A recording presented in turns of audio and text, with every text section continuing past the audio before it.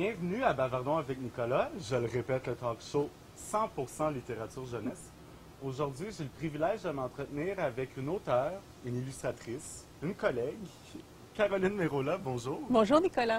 Alors, bienvenue et puis courage à travers cette canicule. Alors, si j'ai du gloss à la fin, c'est tout à fait normal. Écoute, Caroline, j'aimerais ça commencer avec une question un peu personnelle, si je peux me permettre. Avec un nom de famille comme Merola, tu étais quasiment prédestinée À faire du livre jeunesse? à faire du livre jeunesse. Pourquoi? Parce que tu trouves que c'est des lettres faciles à lire? Ben, Non, je me dis oui, Merola. puis il y a aussi, y a-tu des illustrateurs aussi qui t'ont poussé ou des gens de dessin ou... Ben, moi, j'aime bien mon nom parce que les enfants, même qui commencent à lire, Oui. tu n'as pas d'accent aigu, tu n'as pas de C'est TH, tu n'as très- pas de GU, tu sais, c'est Caroline Merola. Mais mon père était sculpteur muraliste. Oui. Alors, c'est ceux qui, mes parents m'ont toujours encouragé à faire un métier comme de création. Puis, je voulais faire de la bande dessinée. J'en ai fait pendant des années. Mon Ok. rêve, c'était de publier dans Pilote. Ça Ah ne dira ouais. rien aux jeunes, là, mais C'est- en tout cas. Mais c'était un journal français très réputé. Puis après ça, je traînais ça depuis longtemps, de faire des livres jeunesse. J'aimais l'illustration. Je regardais des fois, là, j'avais des histoires, puis je redessinais parce que je trouvais que les dessins n'étaient pas beaux. Alors, le livre pour enfants, les contes, ça m'a toujours fascinée. Ça m'a, ah oui, même ma mère m'avait offert des anthologies de contes russes, mexicains, iraniens. Puis là, j'avais dévoré ça. Puis c'était toujours le jeune paysan qui grandissait en force et en beauté, puis genre wow, puis qui finissait prince à la fin. Puis c'était parfait. C'est exactement ce que la fille de 10 ans voulait. Donc, tu étais une boulimique de lecture, plus jeune, tu étais De entourée contes, livres. en tout cas. De contes. Oui, de contes, j'aimais beaucoup ça. Ça Ouais. fait voyager aussi, on fait le... Oui, Ça ça te masque fait l'imaginaire. exactement. Ça te fait connaître de l'intérieur d'autres cultures. Tout à fait. Parlant Exactement. d'autres cultures, qu'on se le dise, tes livres ont beaucoup voyagé. Ah, ça commence, oui. Donc, on s'est vu, bon, au Salon du livre de Paris, ça se dit bien, on va pouvoir en reparler. Mais récemment, tu as été invité au Salon du livre de Séoul. Oui, oui, il y a 2 semaines. En fait, oui, c'est ça. Puis c'était pour... la Corée fêtait ses 50 ans, pardon, d'entente commerciale avec le Canada. Alors, ils ont mis comme l'emphase un peu sur le Canada. Il y avait quelques éditeurs et ils ont cherché une auteure qui avait eu un titre publié en coréen. Puis l'année passée, j'ai eu Lily et les Poilus, là, publié, qui a gagné le prix du gouverneur général, puis qui a été publié chez Dominique et compagnie. Alors là, ils m'ont invité. Puis j'ai dit OK. Je suis allée en Corée avec mon mari. J'ai rencontré une agente, j'ai rencontré des éditeurs, j'ai même dessiné, j'ai fait des animations en anglais. Là, je me trouvais un peu Oups. effrontée. Ben, Mais les petits Coréens, de toute façon, c'est pas leur langue première. Alors, comme je parlais un anglais sommaire, je montrais des dessins, je dessinais. C'était correct, ils me comprenaient bien. est-ce Ça- que ça tu a as pu été- voir ton œuvre en coréen? Oui, le oui, oui. feuilleté? Ça, je l'ai vu parce que je l'avais reçu quelques mois avant. Puis là, je suis allée, puis en essayant de faire un petit peu de promotion aussi pour mes livres. Puis j'espère, il y a un livre en tout cas qui ça a l'air qui est en bonne voie d'être adapté. Ah, mais c'est- Adapté, traduit, oui. Ah, c'est bien. Ouais. Puis est-ce que à travers, bon, les salons du livre, parce qu'il y en a partout dans le monde, puis ça, les gens le savent peu, même pour ce qui est voué à la jeunesse, est-ce qu'il y a une rencontre que tu as faite qui va te suivre toute ta vie, une rencontre mémorable, même si c'est à Montréal, honnêtement?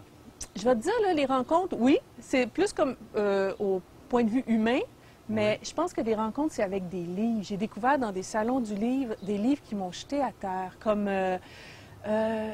mon Dieu, c'est le livre de Van Allsburg qui s'appelle...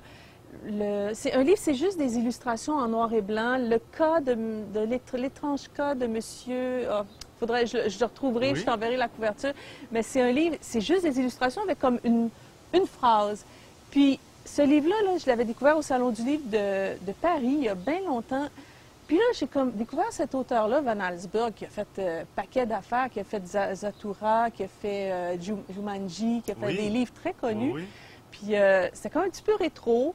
J'ai découvert aussi Grégoire Solotareff, D'accord. qui publie beaucoup au Seuil, je crois, puis qui est un auteur-illustrateur. Je pense, dans le fond, c'est des auteurs-illustrateurs qui attirent mon attention.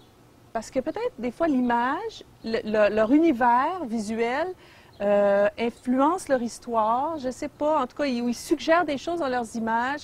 Puis moi, ça me touche beaucoup. Parce que des fois, c'est ça, hein. Dans mon Ben, travail tout à aussi, fait. c'est ça. Je dessine, puis on dirait que l'histoire se crée à partir d'un dessin. Puis comme un musicien peut avoir un mentor ou être fan ou aduler quelqu'un, est-ce que en illustration, tu peux être fan d'un autre illustrateur. Ben oui, j'apprécie beaucoup certains illustrateurs au Québec, là, comme Stéphane Poulain, Ouais. Pierre Pratt, Stéphane Jorich, même Marie Lafrance, des bons illustrateurs. Mais mes maîtres, c'est vraiment... bon, il y a Édouard Gorée, D'accord? qui a fait beaucoup d'illustrateurs des années 60. Je trouve qu'il y avait comme une énergie là-dedans. Maurice Sendak aussi, même Philippe Corentin, un Français. Puis c'est tous des auteurs-illustrateurs, mais je sais pas, je trouve qu'ils ont comme ils ont une force, ils ont une couleur. C'est indémodable ce qu'ils font aussi. Ok. Alors je me dis peut-être, bon, si on fait des choses personnelles, ça va traverser les modes, j'espère. Oui, parce qu'il y en a des modes qu'on se dise, comme partout, Ben il y a des oui, tendances en ben illustration oui, comme en beaucoup. fiction. Tu sais, Ouais. les zombies, les anges, les vampires, mais en illustration aussi, il y a des tendances. Ouais. Puis justement, toi, tu as écrit, bon, à travers une myriade d'éditeurs, Caroline Mérola est très prolifique. Chez Bayard Canada, j'ai commencé par montrer ceux que tu n'as pas écrits, quelques-uns, mais dont tu as illustré, dont Mathias et la cloche magique, d'Émilie Rivard. On va pouvoir vous les nommer, là, je vais faire vite. Prisonnier des glaces, de Paul Brière, et aussi de Paul Brière, Un cherche et trouve, traverse le Canada avec Lucky, donc laissez tomber votre Où est Charlie, on peut échanger. Mais tu es aussi auteure-illustratrice du Cadeau ensorcelé et d'un de mes romans préférés au Cheval Masqué, c'est Pépito, le roi des menteurs. J'avais posé la question à Anne Villeneuve, j'aimerais te la reposer. C'est quoi le défi que représente être auteure-illustratrice, faire une œuvre à part entière, ou illustrer les mots de quelqu'un d'autre? Ben, je suis plus, comment dire, je suis pas gênée quand j'illustre mon texte. Parce que même des fois, je vais faire des dessins avant d'écrire, tout ça. Tu sais, c'est comme un tout. Quand je reçois un texte, là, j'essaie de rentrer dans l'univers de l'auteur. Des fois, il y a des descriptions de personnages, alors, tu sais, je dois m'y tenir. Des fois, il y a des demandes particulières aussi. Tu sais, je veux voir tout à fait, c'est très légitime. L'auteur demande, oui, j'aimerais ça qu'on voit telle chose dans l'illustration, qu'on voit le bateau, qu'on voit... mais c'est ça, il y a comme une espèce de respect. Et puis, des fois, il y a des textes qui sont proches de moi, de mon univers visuel. Il y en a des fois qui sont un petit peu plus éloignés. Puis tant mieux, parce que ça me fait faire d'autres choses. Ça me fait comment sortir de ma zone de confort. Ça, Danielle Simard m'avait dit ça une fois. Elle dit, Caroline, puis là, elle m'avait proposé un texte. Elle m'a dit, ça va te faire sortir de ta zone de confort. Puis c'est vrai, des fois, on a tendance, comme illustrateur, des fois, à retourner à ce qu'on aime dessiner. Puis là, c'est un autre défi qui t'amène ailleurs. Fait que dans le fond... Tu te laisses aller aussi. Oui. Tu découvres d'autres trucs créatifs à travers Oui, ton tout à fait. pinceau. C'est pas contraignant, c'est plutôt des défis d'illustrer pour d'autres, pour des auteurs. Puis pour toi-même, parlons-en. J'imagine qu'il y a un processus d'illustration des étapes. Si tu permets, je vais aller chercher. On se détend, on revient. Petite musique. Alors, il y en a un que je veux cacher. Tu permets que je les sorte? Oui. Alors, je garde celui-ci que je ne veux pas montrer tout de suite. Je te remets ça. Puis même que je vais pouvoir t'aider si tu veux. Donc, on a ici, en fait, c'est version 1.0. Oui, c'est OK. ça. Ça, c'est vraiment là, quand je suis à ma table à dessin, je dessine des personnages, j'écris des phrases, tu sais, qui vont comme me plonger dans l'histoire. Ça, c'est vraiment là, je les garde ces affaires-là parce que des fois, il y a des petits bouts. Bon, là, ça, c'est comme le manuscrit. Après ça, bon, là, tu vas avoir d'autres croquis. Tu sais, tout ça évolue un peu en même temps. Parce que des fois, l'illustration provoque des choses aussi. Tu sais, va faire avancer l'histoire. Après ça, là, je fais un petit découpage, tout ça. Quand mon texte est accepté par un éditeur, là, je lui fais comme une maquette, puis je lui montre des grands dessins comme ça. Puis même souvent, là, je vais placer comme un petit de la typo, tu sais, pour montrer comment ça va. Là, je vais faire le travail en grand format. Oui, format du livre même. D'accord. C'est ça. Puis j'aime ça faire une belle vente. Fait que j'aime ça que l'éditeur soit comme, tu sais, Wow. déjà, là, tu sais, il y a Oui. une bonne idée du produit final. Ça, c'est un livre pour les éditions Imagine, ça s'appelle Vilaine Princesse. Ah, c'est Et chouette. finalement, après ça, avec les encres, puis les crayons de couleur, là, alors tiens, regarde, pour comparer, là, tu Oui. vois, Allons-y. là, tu as le dessin préliminaire. Oui. Puis ça m'aide de faire des gris, des zones d'ombre, de lumière, parce qu'après ça, quand je fais la mise en couleur, là, je sais où je m'en vais. Tu sais, je vais savoir où sont où est l'éclairage, tout ça. Alors, et là, c'est ça. Donc, avec les encres, les crayons, ben là, je mets les dessins en couleur. Ça, c'est les dessins originaux. Je travaille sur des cartons. Puis disons un album à peu près 32 pages, on parle. Oui, ça, dans ce cas-ci, Le oui. temps que ça peut te prendre, toute étape confondue. Pas loin de 2 mois. Oui. Oui, Ouais. Mais là, je compte pas le texte. Parce que des fois, le texte, là, t'es comme béni des dieux, puis en 3 jours, tu as écrit une histoire. Des fois, là, tu recommences 8 fois. J'ai des textes, là, que je sais, même avec tous les dessins avancés, ça ne deviendra jamais des livres. Parce que je les ai relus, c'est pas bon. Puis il y en a d'autres, tu sais pas pourquoi, miracle, c'est réussi du premier coup. Alors, là, je calcule, mettons, là, à partir que tu fais les esquisses, tout ça, là, 2 mois pour un livre de 32 pages. Je sais que tu es quelqu'un de très, très, très créatrice. Puis d'ailleurs, on a pu s'entretenir quelques fois, puis tu pilotes un beau projet chez VR Canada qui est The Album, donc il y en a tout plein. On s'était vu, je le réseau sur le livre de Paris, avec Gilda Routy, notre directrice commerciale, puis on avait vu différents formats, puis on s'était entretenu par la suite. C'est quoi l'avantage ou le plaisir aussi de se laisser être créateur puis jouer sur des formats d'albums, que ce soit vraiment à l'italienne, que le livre se rouvre comme ça? C'est quoi que ça apporte de plus, vraiment? Ben là, c'est comme, j'ai jamais eu ça, cette liberté totale dans mon travail. T'imagines, quand j'ai envoyé un petit projet à Gilda, elle m'a dit « Ah, c'est super! » Oui, mais c'était ça. Tu sais, t'imagines, là, c'est ça, donc. Puis là, cette collection-là, c'est pour on dit premier lecteur, mais dans le fond, c'est pour les enfants. Puis on essaie comme d'avoir une approche originale. C'est sûr que le livre pour enfants, l'apport de l'illustration est important parce qu'il faut d'abord que ça charme par l'illustration. Le texte, c'est plus court, ça, mais c'est important parce qu'un album de 24 pages, pas beaucoup de texte, il faut que tes mots soient choisis, il faut qu'il y ait même un punch à la fin. Il faut que, tu sais, structurer ça, c'est difficile. Alors là, c'est ça, on lance cette collection-là comme de beaux albums. Puis selon le sujet du livre, ça va être, des fois, par exemple, si tu fais un livre, tu sais, qui a besoin d'être à la verticale, on va publier un livre à la verticale. Là, moi, j'ai eu l'idée, et c'est suite à ce que Gilda m'avait dit. Elle dit, tu sais, Caroline a dit, tu pourrais même faire, elle dit, un livre qui commence par la dernière page. Ça m'est resté. Je dis, ah ouais, pourquoi pas un livre qui commence par la dernière page? Alors, j'ai proposé à Bayard un livre qui s'ouvre par la 4e de couverture. Voilà.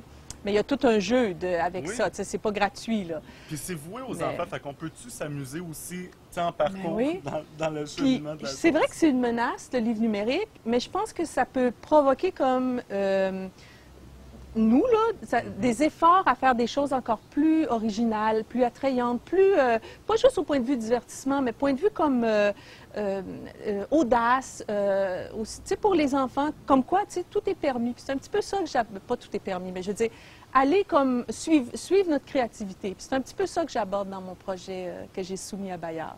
Tout à fait. Puis avant d'aller à la pêche au scoop, j'aurais quelques questions, Raphaël, à te poser. L'album illustré qui t'aurait le plus ému? Ému, je ne sais pas, mais en tout cas, inspiré. Je pense que c'est Max et les Maxi-Monstres en français, là, de Maurice Sendak. Ça, là, je le regarde encore, puis je l'ai vu des fois imprimé de façon, tu sais, même si des fois la qualité n'est pas belle, mais ce livre-là, je me dis, si j'avais fait ça une fois dans ma vie, là, je serais contente. Il y en a d'autres aussi. Je parlais d'Édouard Gorée. Il a fait des petits livres, des petites choses là, qui m'ont... mais je pense que, Max et les Maximons, ça, c'est pas mal dans le top de ma liste. Puis un livre ou une BD, on parlait de BD, que tu aurais aimé illustrer? Que j'aurais aimé illustrer, je sais pas, mais... que j'aurais aimé illustrer, bonne question. Ben... Je pense qu'il y a trop d'affaires que j'aurais aimé illustrer, des bonnes histoires. Mais des fois, il faut que ça convienne à notre... Il y a des livres qui m'ont touchée, émue à pleurer. L'Ange de grand-père, ça, c'est publié chez Gallimard. C'est un tout petit livre. C'est une Allemande qui a fait ça. À chaque fois, la dernière page, je pleure. Mais moi, j'aurais pas pu illustrer ça. C'est comme... C'est autre chose. Mais que j'aurais aimé illustrer, il doit en avoir beaucoup. C'est aussi respecter le talent des autres. Oui, c'est ça, c'est ça. Chacun a comme sa couleur puis sa personnalité, oui. Puis en finissant, bien évidemment, je suis très potineux. Puis j'aimerais savoir, est-ce que tu as un projet en cours? J'ai un projet qui m'excite beaucoup pour Bayard et que ça va s'appeler « Ça commence ici ». Et évidemment, je t'ai apporté, oui. Hein? J'ai droit à tous les scoops, donc on va vous montrer, puis je te laisse présenter. Bien, là, en fait, c'est la maquette que j'ai présentée à Bayard. C'est comme ça. Je fais toujours comme un format livre, à peu près. Je fais comme un petit plan. Alors là, j'ai mis ça. Puis comme c'était compliqué, je ne pouvais pas envoyer ça par courriel. C'est vraiment comme le livre commence par la fin. Alors on le lit comme ça. Puis là, ça commence ici. C'est l'histoire d'un petit loup qui décide de tout, puis qui dit que là, ouais, cette fois-ci, on commence le livre à l'envers. Puis là, les parents disent, ben non, ça se fait pas. Ils disent, oui, ça se fait. Je commence par le dessert. Ben non, ça se fait pas. Ah, ben je vais jouer du piano avec les orteils. Ben non, ça se fait pas. Puis là, à la fin, au milieu de l'histoire, il y a comme une twist qui va faire que vous allez refermer le livre du bon côté. Ah, écoute. Ah, mais Alors, j'ai déjà hâte. Je suis excitée comme tout. Mais là, tu n'as pas le droit de regarder. Je regarde pas, je ne triche pas. En tout cas, pendant que la caméra tourne, je ne tricherai pas. Caroline, je te remercie beaucoup. Moi, j'invite tout le monde à découvrir l'œuvre complète de Caroline Merola en tant qu'illustratrice, en tant qu'auteure-illustratrice. Et je vous dis, c'est une œuvre qui s'en vient bientôt internationale. Alors, merci beaucoup. Merci Caroline. Nicolas. Bel été.